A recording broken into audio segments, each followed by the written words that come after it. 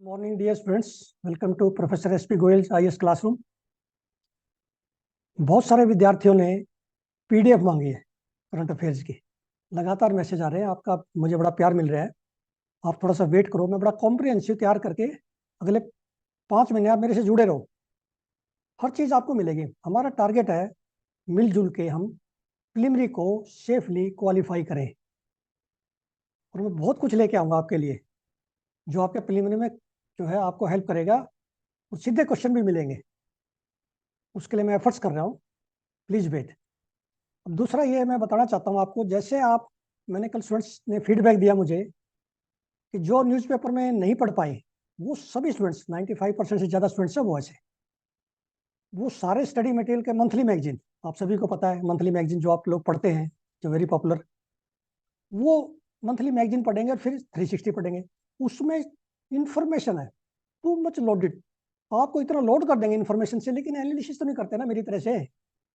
वो मैगजीन वाला आपको एनालिसिस तो नहीं करके देगा, वो तो फिर न्यूज़पेपर में ही पढ़ लो। अब 200 पेज उसके पढ़ रहे हो आप हर महीने एक मैगजीन के, तो आप न्यूज़पेपर मेरे साथ पढ़ लो 2-3 पेज रोजाना।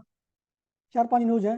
इंडियन एक्सप्रेस का तो मैंने बता दिया आपको कि मैं सारा करके ही देता हूँ, और हिंदू का भी 4-5 न्यूज हिंदू के आते हैं, 3-4 इंडियन एक्सप्रेस की।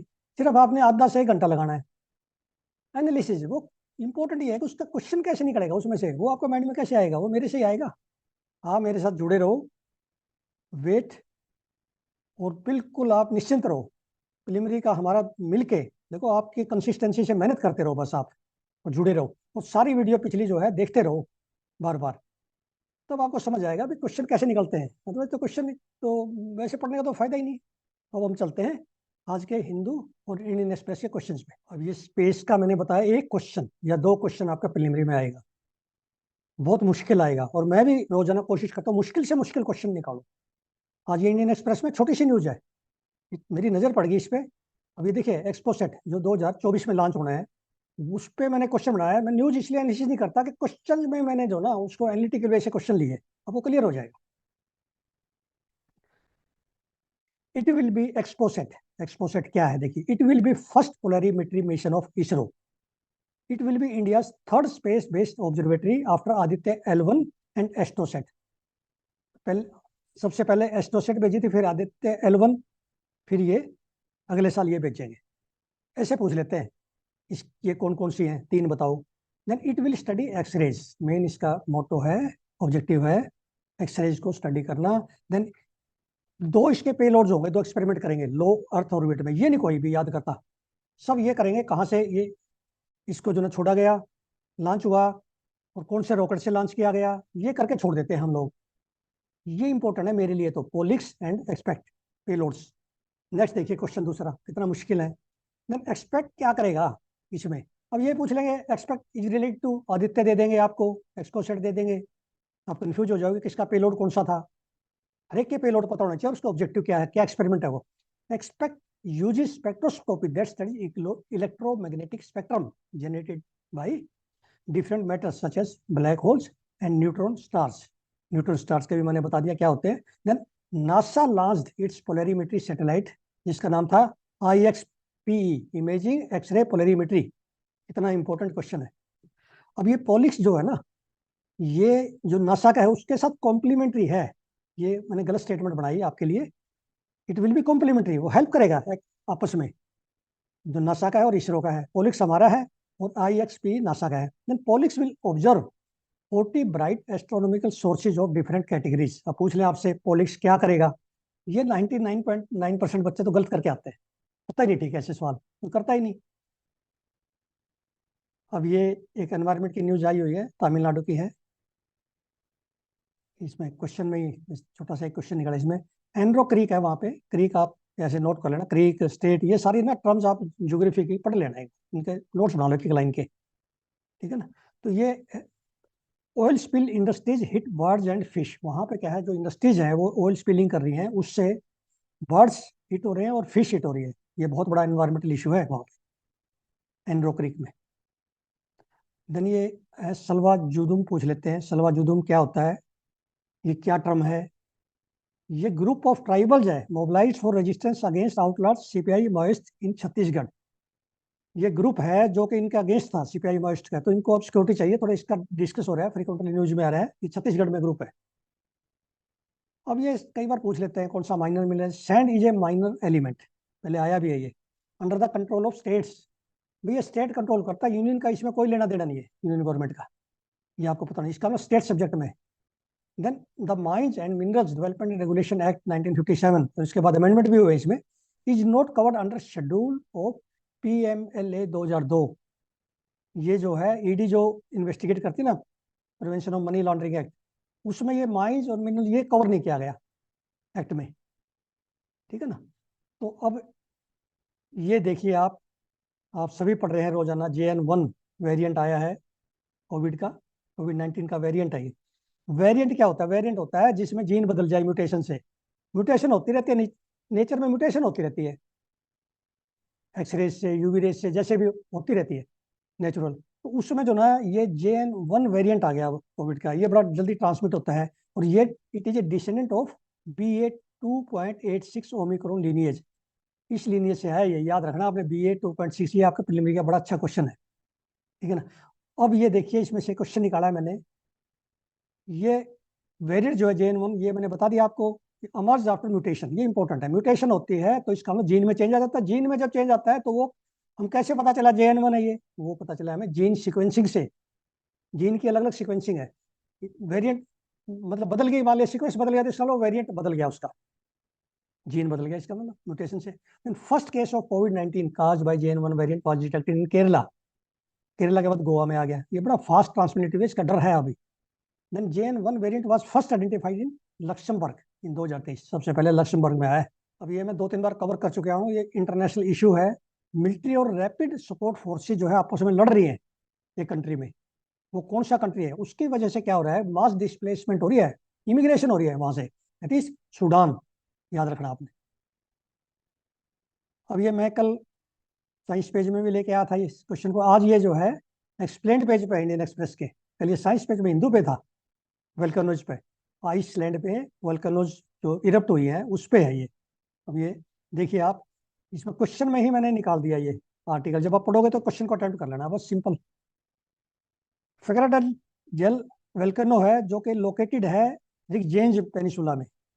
अब आप कहेंगे ये कहाँ पे है, Reykjanes peninsula is in Iceland country, Iceland country है, आप सभी को पता है, नॉर्थ आर्कटिक रीजन में। वहां पे ये वेलकैनो का नाम याद रखना है आपने, और पेनिसुला का नाम याद रखना है, ये आपके प्रीलिमिनरी क्वेश्चन है, ये थोड़ा मुश्किल है। फिर देखिए, Iceland is one of the most volcanically active region in the planet, मैंने कल भी ये बताई थी, सबसे ज्यादा वोल्कन आते हैं यहाँ पे। Then magma is liquid rock when it is underground, में जब अंडरग्राउंड है तो उसको मैग्मा कहते हैं, आप सभी को पता है, और लावा जब ऊपर आ जाता है। अब ये मैंने बिल्कुल प्रीलिमिनरी के हिसाब से क्वेश्चन बनाया है, जैसे वहां आता है आपको वहां सोचना पड़ता है, तो अभी इससे प्रैक्टिस हो जाएगी।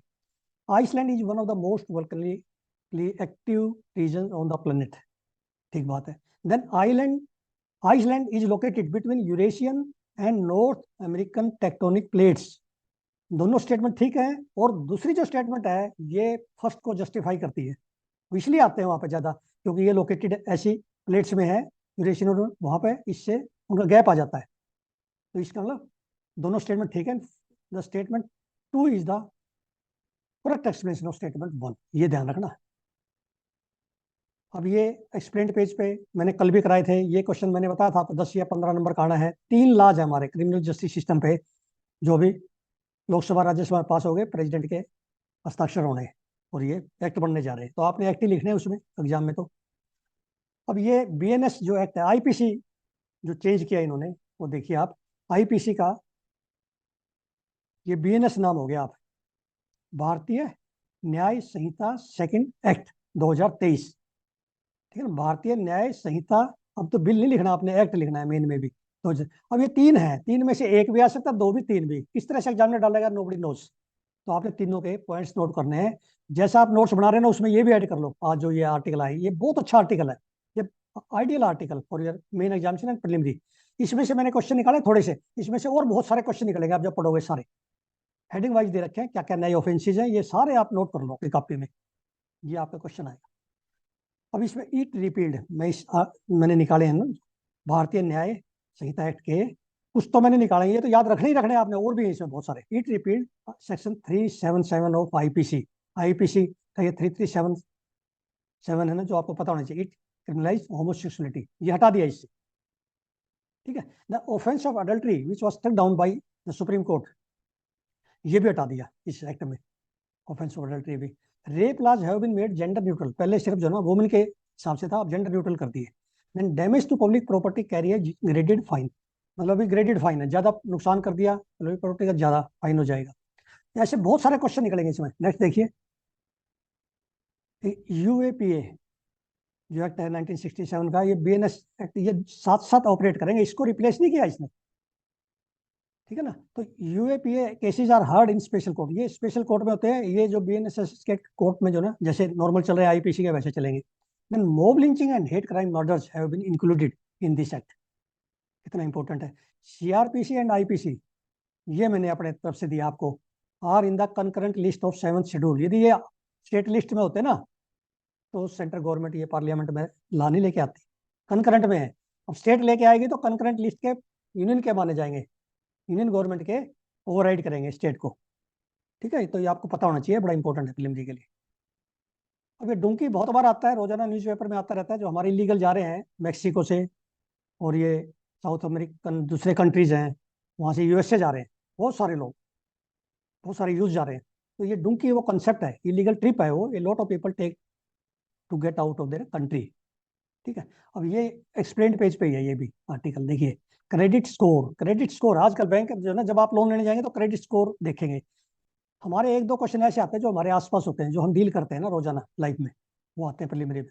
तो क्रेडिट स्कोर देखते हैं बैंक, आपका क्रेडिट स्कोर क्या है। उसमें 4 एजेंसीज है जो क्रेडिट स्कोर आपका बढ़ाती है, बना हुआ है बैंक में, जब आप जाओगे सारा आपका निकाल देंगे वो। तो उसमें उसका फायदा ये है कि जो एनपीए होती है ना, नॉन परफॉर्मिंग एसेट्स, वो बैंक की कम होएगी इससे भी। आपकी क्रेडिट की एलिजिबिलिटी क्या है ये पता चल जाए, तो मिसयूज नहीं होगा लोन, और आप बैंक को लौटा दोगे, तो वो देखेंगे आपका ये चीज।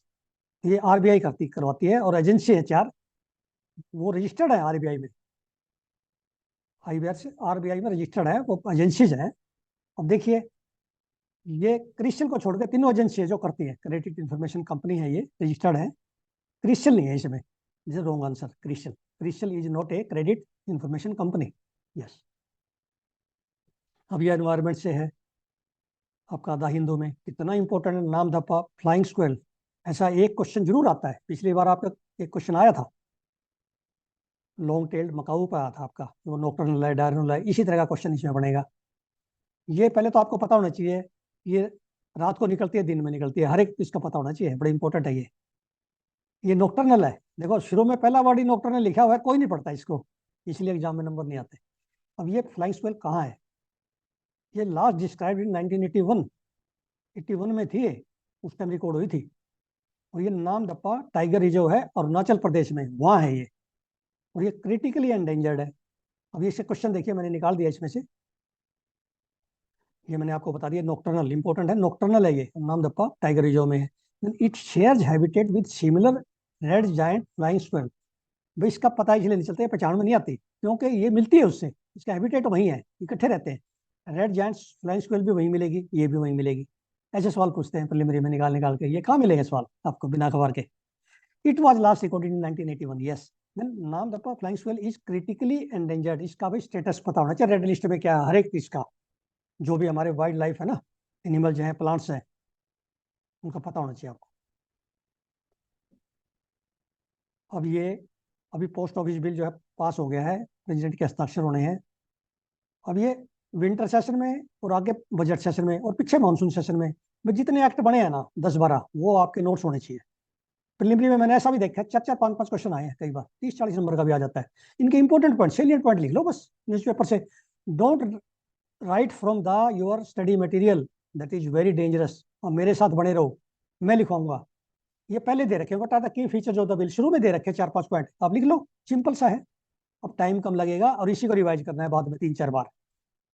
ठीक है ना। अब मैंने क्वेश्चन बना दिया, इसके लिए आपको पढ़ना पड़ेगा, इसमें 3-4 बार पढ़ो, आप समझ नहीं आता तो क्या बात है, जो इंपॉर्टेंट जो पेपर में आना उसको टाइम लगा उस पर। एग्जामिन द की फीचर जो पोस्ट ऑफिस एक्ट 2023, इसमें 5-6 आपने लिख दिए ना, पूरे नंबर आएंगे, इंपॉर्टेंट से लिख दो। ठीक है। भी क्या उसको पावर दी गई है पोस्ट ऑफिस का जो है पोस्ट मास्टर को, क्या आपकी चेक कर सकता है, क्या सिक्योरिटी नेशन की सोवरेनिटी क्या अफेक्ट हो रही है, वो सारे पॉइंट लिखना है इसमें। Then it is fair that states surveillance powers may violate article 14, article 19 1A and article 21 of the constitution. ये पॉइंट उठाया है ओपोजिशन ने, आपको जस्टिफाई करना है इसको।